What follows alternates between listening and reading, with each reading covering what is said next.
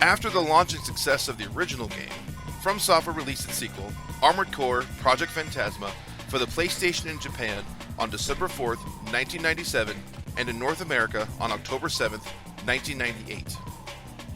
Following an unnamed Raven receiving a cryptic request to infiltrate Amber Crown, the second entry in the series attempted to take a story-based approach to the game.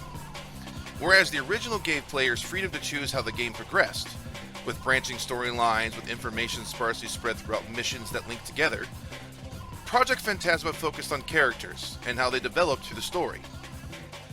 This approach made the game more personal, but at the same time traded the multi-route option for a linear approach, frequently taking choice out of the equation for players. This may have also contributed to its significantly shorter length, having only 17 missions in comparison to the original Armored Core's 47. Although FromSoftware had changed its philosophy for the series' narrative, at least for now, they added a feature that would continue, even into its most recent iterations: transferable saves. When starting a new game, players will be presented with a new screen that tells them that their objective is to raid the underground city compound, Amber Crown. While the request itself is fairly simple, no employer is mentioned, and no specifics given, shrouding it in mystery and suspicion. If the player, however, decides to load their save data from the original Armored Core, they will start the game with all parts, money, and even Human Plus from the previous game without viewing the initial screen. Regardless of which option the player chooses, they begin the game at the menu screen showing multiple icons. In the assembly and garage, players will find the parts of Armored Core's customization featured an expansion as the number of parts in the game increase, adding about 22 new parts that gave players more options to build and create designs in more ways. This entry would also see the birth of some of the most powerful and broken weapons in the game. Heavy hitters such as the Moonlight and Kurosawa returned, while introducing the Finger and the large missile, capable of devastating enemies in a short time. One of the newest additions to the game, which would become a staple of the series later on, was the arena. In the original Armored Core, Ravens were placed in a ranking showing how many points they had and how good they were, but they could not be fought unless encountered in story missions. Project Phantasma's arena allowed the player to take on other Ravens in one-on-one duels, letting them rank up and also earn money to buy more parts. The arena consisted of about 50 ACs, with you the player being at the very bottom. In order to rank up and challenge higher placing Ravens, you had to fight each and every opponent, starting with the first AC above your rank, all the way to the top. Each enemy had wildly varying strategies and designs, requiring you to continuously adapt and make sure your AC didn't end up a heap of scrap metal. This became especially important as you climb higher up in the ranks.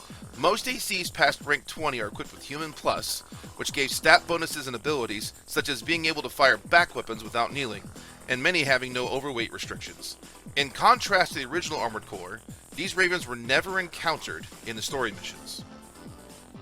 Some ECs also contain nods to some of FromSoftware's other games, such as the #1 ranked Raven, Necron, who piloted Black Dragon. In Kingsfield lore, Necron was the ruler of Melanot, who could summon a Black Dragon to protect himself. Defeating Necron in the arena rewarded the player with the powerful WA Finger, a 5-barreled machine gun resembling a hand, with enough power and ammo to kill any enemy in the game. While nerfed in later games, it is considered one of the most overpowered Armored Core weapons in the series. The mail system continues to play an important part in the story as well, helping to give context to the world around the player and explaining the consequences of missions or actions, or even the emotions of other characters.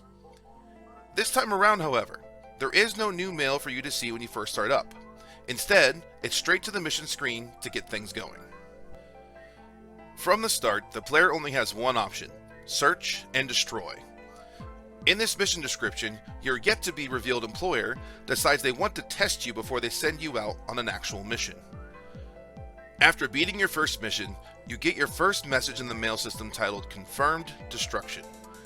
You still don't know who your employer is, but they are interested in employing more of your services. At this point, the player is now able to begin the main story, as the mission Infiltrate Amber Base is now available. After successfully completing this mission, you then go on to take on the mission Rescue the Allies, with your employer still being unknown. After beating the enemy MTs and realizing you have to destroy the other two transports, the mission ends. However, instead of heading back to the mission screen, the player is instead treated to a cutscene with another AC, which promptly destroys the transport and introduces himself as Stinger. Before flying away, he warns you to stay out of his way or face dire consequences. After returning back to the main menu, you find out the last mission was actually a bogus one sent to you by Stinger, not your unknown employer. Your next actual mission is Raid the Laboratory, which ends with the player finding out that your unknown employer is actually Sumika, whom you've just saved. She explains that she, like you, is a raven operating an Ember Crown before being captured by the Doomsday Organization, a group attempting to develop a new type of advanced system called Project Phantasma, combining both man and machine into a deadly and efficient weapon. Although not referenced directly in the game, the project bears similarities to the earlier mentioned Human Plus. Thanks to your rescue, she manages to avoid being the first person to undergo the experiments, and now functions as your employer, and sometimes in mission ally, throughout the story. If Sumika joins you on a mission, she uses a custom Ariake model, a scaled-down, mass-production AC known as a general-purpose armored core. It is equipped with a single machine gun and is pink in color. It is not playable in-game without the use of mods or hacks. The rest of the game is spent being sent about by Sumika to slow down or stop the Doomsday Organization. Along the way, you begin to learn more and more about the organization, such as the fact that the group was actually established and funded by a large conglomerate which is never named, while another is actively working with them to work on Project Phantasma. You also learn that Stinger is somehow involved as well, constantly showing up in different missions such as Raid the Laboratory and Protect the VIP. Interestingly, the mission prior, called Capture the VIP, is the first instance in the AC series depicting a human in-game outside of the game's cinematic intros or cutscenes, something that would not occur again until much later in the series. As Stinger tries to stop you and fails, you notice he is becoming increasingly more erratic with every encounter. He returns in the mission Confrontation after the player has destroyed the Doomsday Organization, but instead of using his iconic AC, he now pilots the Project Phantasma weapon. After being defeated yet again, however, Stinger flees the scene even more deranged and crazed. It is revealed via mail that the confrontation was just a test, and that you'll have to continue pursuing him until he is destroyed. In Search the Facility, you encounter Stinger in his regular AC one final time, before he retreats with another cheesy line and taking off with the final version of Project Phantasma.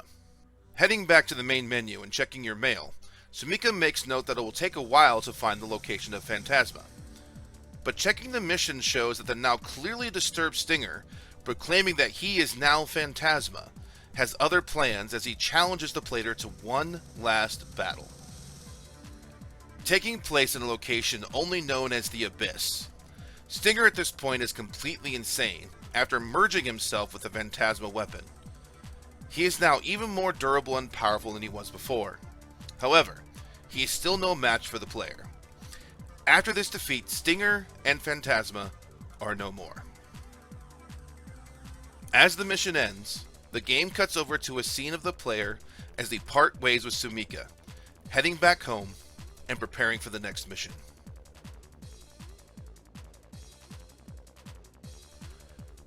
Project Phantasma made several strides in improving and refining From Software's Mecha series, with an improved frame rate and expanded gameplay options such as the arena. But ultimately, its short length and rather obscure and vague story, despite a narrative focus, made it a mixed bag. It sold only 60,000 copies in North America, less than half of the original Armored Core.